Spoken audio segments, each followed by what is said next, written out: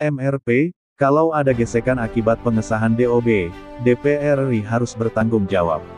Tanggal 26 Juni tahun 2022, 10:18 WP Jayapura, Suarapapua.com, Majelis Rakyat Papua melihat DPR RI Komisi 2 terus tergesa-gesa terus mendorong agar pemekaran 3 daerah otonomi baru, DOB, di Papua cepat disahkan tanpa pertimbangan MRP, DPR Papua dan akar rumput rakyat Papua.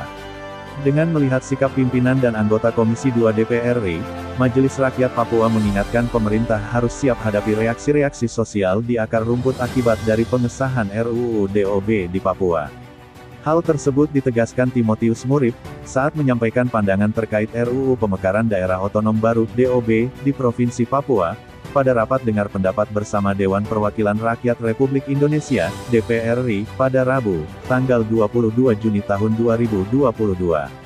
Terkait pemekaran di Papua terjadi pro dan kontra saat ini, namun sesuai fakta di lapangan di beberapa wilayah di Papua kita tahu sendiri mayoritas rakyat Papua tegas menolak pemekaran DOB, dibanding mereka yang dukung, kata Murib. MRP sebagai lembaga kultural orang asli Papua minta Komisi 2 DPR RI harus bijak merespon positif mencari solusi yang tepat situasi pro kontra yang sedang terjadi di masyarakat akar rumput. Bila kesepakatan ini dijalankan, disahkan, seketika terjadi konflik di Papua antara pro dan kontra, siapa yang akan bertanggung jawab?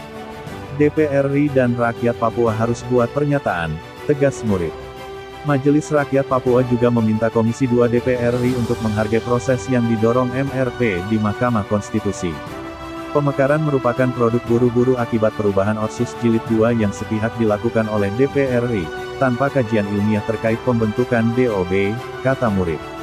Sejauh ini, kata Murib, Majelis Rakyat Papua hingga saat ini masih bertahan agar perubahan kedua UU Otsus Jilid 2 dan DOB harusnya sesuai mekanisme hukum yang ada di negara ini, sehingga pemerintah pusat harus menghargai proses hukum di Mahkamah Konstitusi.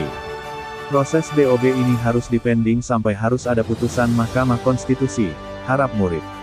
Yang terbaru, tim dari DPR RI telah melakukan pertemuan dengan berbagai pihak yang berkepentingan di Jayapura. Mereka yang diundang hadir adalah para bupati dari Mipago, Papua Tengah, Lapago Pegunungan Tengah, dan Anim H, Papua Selatan. Juga beberapa pihak yang berkepentingan.